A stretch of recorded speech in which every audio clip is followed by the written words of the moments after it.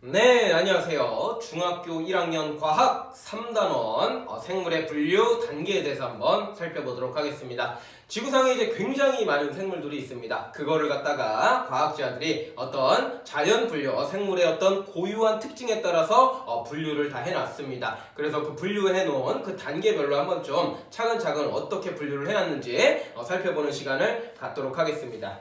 일단은 분류 단계의 가장 기본적인, 가장 하위가 되는 가장 기본적인 분류 단계의 이름은 바로 종입니다. 종. 예. 그래서 우리가 선생님이 여러 가지 예시를 좀 써봤는데, 들고양이, 삭, 호랑이, 북극곰, 대왕고래, 참새, 좀. 좀은 좀벌레예요. 좀벌레. 그래서 이런 것들이 있는데, 이런 것들이 이제 기본적으로 우리가 종이라고 부르는 거예요.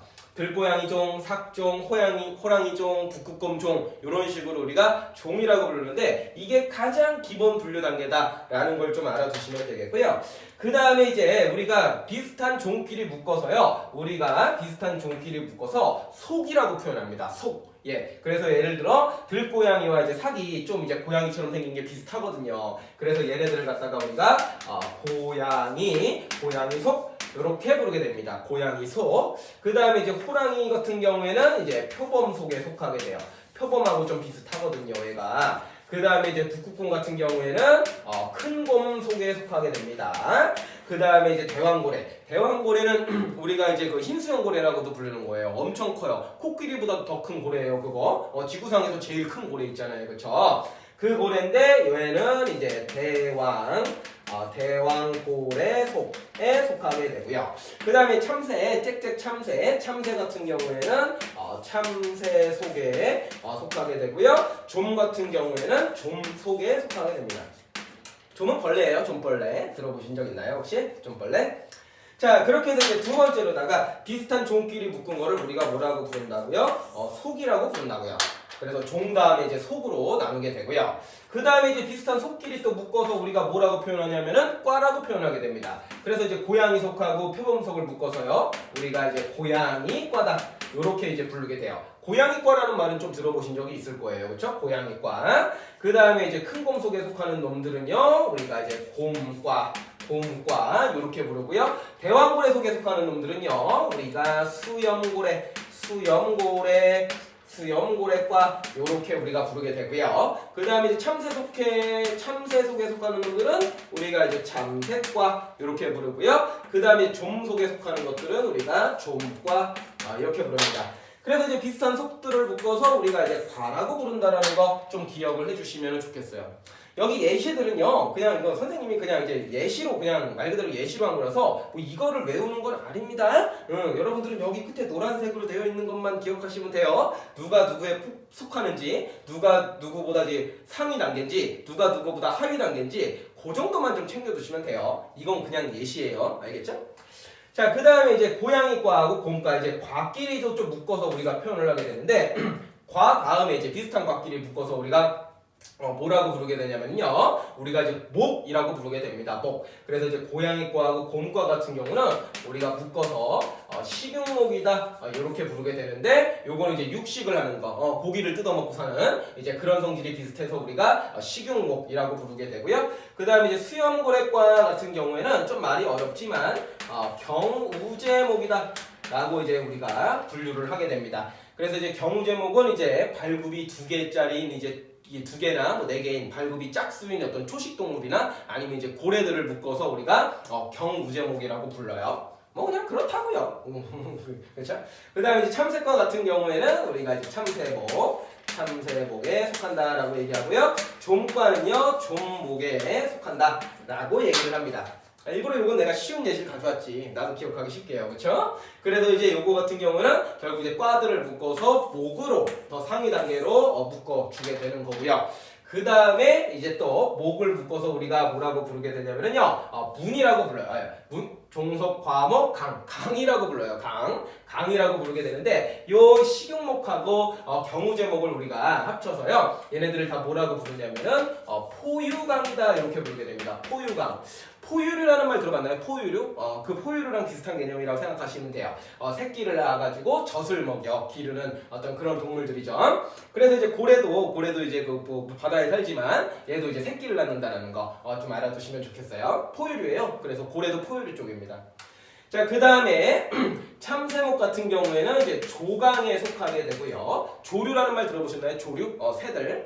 조강. 그 다음에 이제 존목 같은 경우에는요. 여기서 좀 친숙한 말이 나와요. 곤충. 미안합니다. 곤충강이라고 우리가 붙게 됩니다. 곤충강. 그 곤충류들 생각하시면 돼요. 그래서 결국에는 이제 목 상위 단계가 뭐다? 강이다. 요렇게 좀 하나 기억해 주시면 되겠고, 자 이제 거의 다 끝났어요, 그렇죠? 그 다음에 이제 비슷한 강들을 묶어서 예를 들어서 포유강하고 조강을 묶어가지고 우리가 또 뭐라고 부르냐면은 척삭 동물문이다. 척삭 동물문이다. 이렇게 부르게 됩니다.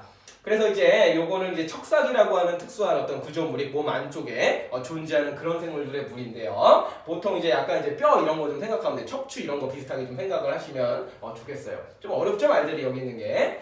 자, 그 다음에 이제 곤충강 같은 경우는 우리가 뭐라고 부르냐면은 절지동물문이라고 부르게 됩니다. 절지동물문. 절지동물이라는 말 들어보셨나요? 절지동물. 보통 이제 얘네들이 이제 약간 흐물흐물 거리는 놈들이 이렇게 안에 뭐 이제 척추 이런 거 없고요. 뭐 약간 좀 흐물흐물 주로 이제 곤충류들 아니면 이제 갑각류들 그런 놈들을 묶어서 우리가 절지동물이라고 부르게 됩니다. 그래서 어쨌든 간에 강의 상위 단계는 우리가 이제 문이라고 부르게 되는 것이고요. 이제 마지막입니다. 마지막. 그래서 척삭동물문이니 절지동물문이니 얘네들도 또 공통된 게 있어요. 얘네들이 다 무엇이냐? 다 동물입니다. 그래서 얘네들을 묶어서 마지막 단계 동물개 요렇게 부르게 됩니다. 그래서 이제 비슷한 문들을 다 묶어서 결국에는 이제 우리가 개라고 부르게 돼요. 개라고 부르게 됩니다.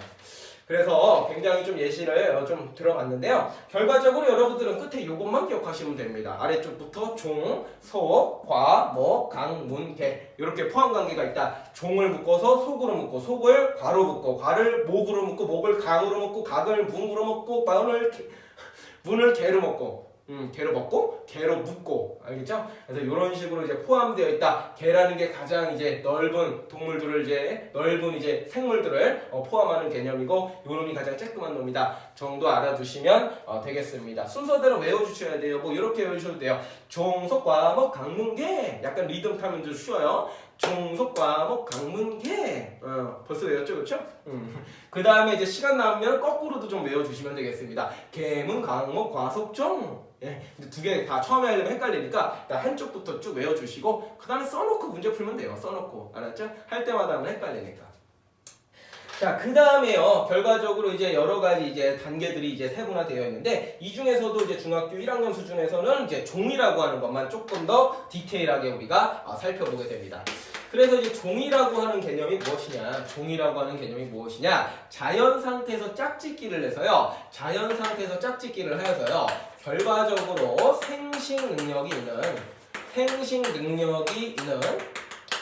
새끼 또는 생식 능력이 있는 자식을 낳을 수 있는 어떤 무리 요렇게 좀 우리가 이제 종이라는 거를 정의를 하고 있습니다. 말이 좀 어려운데 바로 예시로 한번 살펴보도록 하겠습니다. 예를 들어서 진돗개라고 하는 게 있습니다. 그리고 예를 들어서 풍산개라고 하는 게 있어요. 북한에서 이제 풍산개라고 많이 부르는데 그래서 진돗개, 풍산개 둘 다 이제 뭐 비슷하게 생겼습니다. 근데 얘네들을 갖다가 교배를 시켜봤을 때 태어나는 자손의 이름을 우리가 뭐라고 부르냐면은 풍진개라고 부르게 됩니다. 풍진개. 이때 이 풍진개라고 하는 놈이 생식 능력이 있을까요? 없을까요? 생식 능력이 있어요.